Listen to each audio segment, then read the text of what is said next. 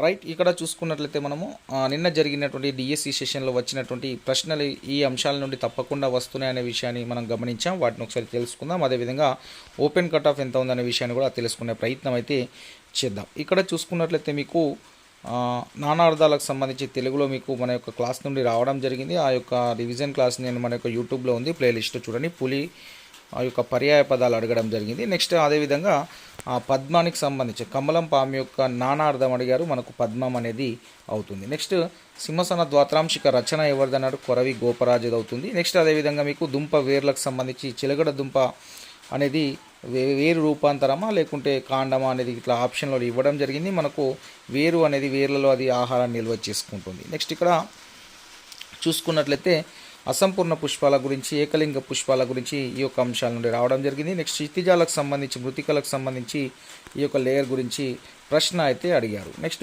రెండవ ప్రపంచ యుద్ధం గురించి కూడా ప్రశ్న అడగడం జరిగింది, 8th క్లాస్లో ఉంది. నెక్స్ట్ భూధాన్ ఉద్యమం గురించి అడిగారు, ఇది 8th క్లాస్లో ఉంది. బాడీ మాస్ ఇండెక్స్ సంబంధించిన ప్రశ్న అడిగారు, ఇది కూడా మనకు 8th క్లాస్లో నుండి ఇంపార్టెంట్ అంశాలకు వెళ్ళి రావడం జరిగింది. నెక్స్ట్ ఇక్కడ డివిజన్ స్థాయిలో ఉన్న క్రిమినల్ కేసులో ఉన్నటువంటి కోర్టుకు సంబంధించిన ప్రశ్న అడిగారు, ఇది మనకు ఉంది. నెక్స్ట్ కుతుబ్ మినార్ ప్రాంగణంలో ఉన్న మెహ్రోలి ఇనుప స్తంభం ఎవరు ఏర్పాటు చేశారు, రెండవ చంద్రగుప్తుడు ఏర్పాటు చేశాడు, అదే వచ్చింది. పోలియోకి సంబంధించి స్కూల్ అసిస్టెంట్ ఫిజిక్స్ వారికి వచ్చింది, జునాన్ సాక్ ఆయన అదేవిధంగా ఆల్బర్ట్ సాబిన్ కనుగొన్నారు. నెక్స్ట్ ఇక్కడ మీకు పట్టుపురుగు జీవిత చరిత్ర దశలు అడిగారు, ఇది మనకు 7th క్లాస్ సైన్స్లో ఉన్నాయి. ఇలా చాలా ప్రశ్నలు ఇంపార్టెంట్ అంశాల నుండి వస్తున్నాయి, ఇంకా ఉన్నాయి. నేను అన్నీ ఇక్కడ మీకు షో చేయలేకపోతున్నాను. చాలా క్వశ్చన్స్ ఇంపార్టెంట్ అంశాల నుండి వస్తున్నాయి. ఇంపార్టెంట్ పీడిఎఫ్స్ ఏవైతే ఉన్నాయో ఒకసారి చూసుకొని వెళ్ళండి. ఈ అర్థాలను కూడా తప్పకుండా నానార్థాలు పర్యాపదాలు చూసుకొని వెళ్ళండి, తప్పకుండా వస్తాయి. కాబట్టి సో మీరైతే వీటిని చూసుకునే ప్రయత్నం చేయండి. ఒకసారి మనము ఓపెన్ కట్ ఆఫ్ ఎంత ఉందో చూసే ప్రయత్నం చేద్దాం. అయితే నిన్న జరిగినటువంటి సెషన్లలో ఒకసారి మనం చూసుకున్నట్లయితే ఒకసారి ఫస్ట్ నిన్న ఆఫ్టర్నూన్ సెషన్లో జరిగిన కొమరమీం ఆసిఫాబాద్ వాళ్ళ యొక్క ఒకసారి వేకెన్సీస్ చూద్దాం. మనం వేకెన్సీస్ వాళ్ళకి చూడండి, మొత్తం 185 వేకెన్సీస్, 189 ఉంటాయి మొత్తం govt body and local body అన్ని కేటగిరీలకు సంబంధించి. ఇక్కడ వాళ్ళకు ఎస్జిటి తెలుగు మీడియం వారికి లోకల్ బాడీలో ఓపెన్లో 52 ఉన్నాయి, అదేవిధంగా గౌట్ బాడీలో 3 ఉన్నాయి. మొత్తం 55 ఏమో ఓపెన్ కేటగిరీలో అయితే ఉన్నాయి. రైట్. ఇలా యొక్క ఓపెన్ కేటగిరీ 70+ అయితే ఓపెన్ కేటగిరీ అయితే ఉండే అవకాశం ఉంది. 69 to 70+ అనేది ఓపెన్ కట్ ఆఫ్ అయ్యే అవకాశం ఉంది. ఓసీ అంటే ఓపెన్ కట్ ఆఫ్ అనేది 70+ ఉండే అవకాశం ఉంది కేబీ ఆసిఫాబాద్ డిస్టిక్లో. అదేవిధంగా మీకు ఇక్కడ జరిగినటువంటి నిన్న కొన్ని డిస్టిక్ చూసుకున్నట్లయితే మీకు ఈ యొక్క వరంగల్ కావచ్చు, నెక్స్ట్ మీకు నల్గొండలో కొద్దిగా ఓపెన్ కట్ ఆఫ్ ఎక్కువగా ఉంటుంది, 70 కంటే ఎక్కువ ఉండే అవకాశం, అంటే 72, 74, 75+ ఉండే అవకాశం ఉంది నల్గొండ ఓపెన్ కట్ ఆఫ్. ఈ యొక్క వరంగల్లో కూడా 70+ ఓపెన్ కట్ ఆఫ్ ఉండే అవకాశం ఉంది. నిర్మల్ కూడా 70+ ఉంది. అంటే ఆ మ్యాక్సిమం అన్ని ఈ యొక్క డిస్టిక్లలో అయితే మీకు ఓపెన్ కట్ ఆఫ్ అనేది 70+ ఉండే అవకాశం అయితే కనిపిస్తూ ఉంది.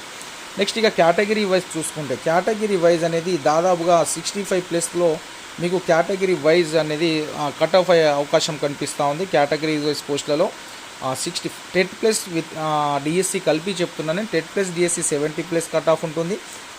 10+ డిఎస్సి మీ యొక్క కమ్యూనిటీలో 65+ కట్ ఆఫ్ ఉండే అవకాశం అయితే మనం కనిపిస్తూ ఉంది మనకు ఇవన్నీ డిస్టిక్లలో. ముఖ్యంగా కొమరమీం ఆసిఫాబాద్లో కూడా 65+ అంటే 10+ డిఎస్సి కలిపి 65+ ఉన్న వారికి జాబ్ వచ్చే అవకాశం అయితే ఎక్కువగా ఉండే అవకాశం అయితే కనిపిస్తూ ఉంది. ఇక్కడ మిగతా జిల్లాలో కూడా దాదాపుగా 65, 67 ఈ విధంగా వారి యొక్క జనరల్ అంటే వారి యొక్క రిజర్వేషన్ ఏవైతే కమ్యూనిటీ వైజ్ ఉందో అలా కట్ ఆఫ్ అయ్యే అవకాశం కనిపిస్తుంది. 65+, 68 ఈ విధంగా ఉండే అవకాశం ఉంది. ఎందుకంటే డిఎస్సి కట్ ఆఫ్ అనేది పాయింట్లలో మాత్రమే ఉంటుంది కాబట్టి హెవీ కాంపిటీషన్ కాబట్టి.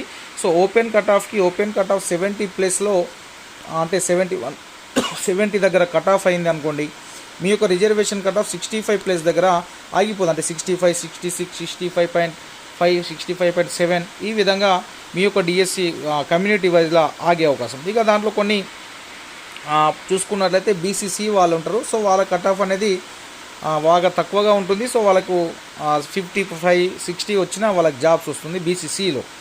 నెక్స్ట్ కన్నా వాళ్ళకి పోస్టులు ఉంటాయి బీసీసీలో. బీసీసీ క్యాండిడేట్స్ అనేవారు తక్కువ ఉంటారు. అదేవిధంగా బీసీఈ క్యాండిడేట్స్ కూడా వీరి యొక్క కట్ ఆఫ్ మిగతా వాళ్ళతో పోల్చుకున్నప్పుడు ఆ యొక్క డిస్టిక్లో తక్కువగా ఉంటుంది. ఫర్ ఎగ్జాంపుల్ మిగతా కమ్యూనిటీ యొక్క కట్ ఆఫ్ 65 ఉంటే బీసీఏ యొక్క కట్ ఆఫ్ అనేది 60+ అనేది ఉంటుంది, జాగ్రత్తగా గమనించండి. అన్ని డిస్టిక్లలో ఈ విధంగానే ఉండే అవకాశం అయితే కనిపిస్తుంది దాదాపుగా. నెక్స్ట్ మీకు తొందరలోనే మ్యాక్సిమం ఒక 1 or 2 డేస్లో మీకు ఈ యొక్క డిస్టిక్లకు సంబంధించినటువంటి క్యాస్ట్ వైజ్ ఏ విధంగా కట్ ఆఫ్ ఉంటుంది, డిస్టిక్ వైజ్, కమ్యూనిటీ వైజ్ అన్నీ మీకు చెప్పే ప్రయత్నం చేస్తాను. బీసీ ఎంత, బీసీబీ ఎంత, బీసీసీ ఎంత, బీసీడీ, బీసీఈ కట్ ఆఫ్ ఎంత ఉండొచ్చు, ఓపెన్ కేటగిరీ కట్ ఆఫ్ ఎంత ఉండొచ్చు అనేది ఈ అన్ని డిస్టిక్లకు సంబంధించి మేమైతే అందించే ప్రయత్నం అయితే నేను చేస్తాను. సో ప్రజెంట్ అయితే మ్యాక్సిమంగా 70+ ఓపెన్ కట్ ఆఫ్ అయితే కనిపిస్తూ ఉంది. దానికంటే ఎక్కువ అవకాశం లేదు. 70 దగ్గర ఓపెన్ కట్ ఆఫ్ ఆగిపోతే మీ యొక్క కమ్యూనిటీ కట్ ఆఫ్ 65+ దగ్గర, అంటే 65, 66 ఈ విధంగా ఉండే, అంటే 65 నుండి 70 మధ్యలో మీ యొక్క రిజర్వేషన్ కట్ ఆఫ్ అనేది ఉండే అవకాశం అయితే కనిపిస్తూ ఉంది.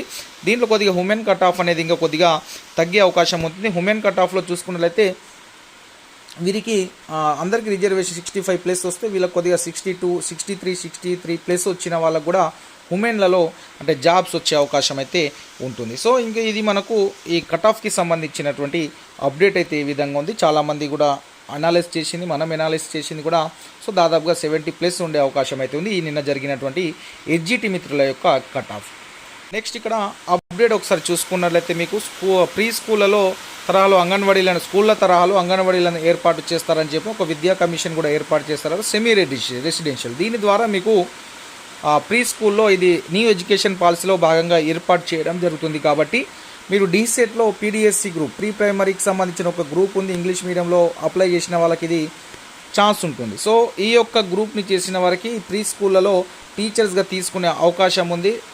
కాబట్టి నెక్స్ట్ అదేవిధంగా టీటీసీ చేసిన వాళ్ళకి ఇది కూడా మంచి అవకాశం అనుకోవచ్చు. ఫ్యూచర్లో మీకు దీంట్లో కూడా రిక్రూట్మెంట్ అనేది తప్పకుండా జరుగుతుంది. న్యూ ఎడ్యుకేషన్ పాలసీని ఇంప్లిమెంట్ చేస్తే పీడిఎస్సి టీచర్స్ని, ప్రీ ప్రైమరీ స్కూల్ టీచర్స్ని రిక్రూట్ చేయాల్సి ఉంటుంది.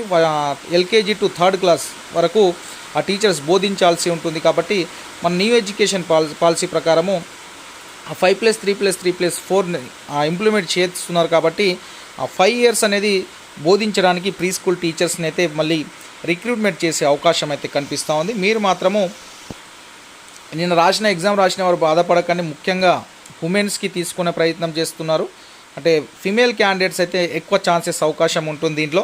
కాబట్టి బాధపడాల్సిన అవసరం లేదు. నిన్న ఎగ్జామ్ సరిగా రాయని వారికి మళ్ళీ అవకాశం ఉంటుంది మీకు. సో ఇలాంటి గ్రూప్స్ చేసిన వారికి కావచ్చు, దాంట్లో ఇంగ్లీష్ మీడియంలో టీటీసీ చేసిన వారికి కావచ్చు, మంచి ఛాన్స్ అయితే ఉండే అవకాశం అయితే ఉంది. తప్పకుండా మీరు దీన్ని సద్వినియోగం చేసుకోవచ్చు ఫ్యూచర్లో. కాబట్టి ఇప్పుడు ఎగ్జామ్ అయిపోయిన వాళ్ళు హ్యాపీగా అయితే ఉండండి. రేపు ఎగ్జామ్ రాసేవారు మీరు ఒకసారి ఏ అంశాల నుండి వస్తున్నాయో చూసుకోండి. టెన్షన్ పడకండి. టెన్షన్ పడితే మీరు చదివినవి కూడా మర్చిపోయే అవకాశం ఉంది. సో పేపర్ అనేది సో వాళ్ళకి ఇట్లా వచ్చింది, నాకు ఇట్లా వస్తే ఏం టెన్షన్ పడకండి. అందరికీ అలానే వస్తుంది, బాగానే వస్తుంది పేపర్.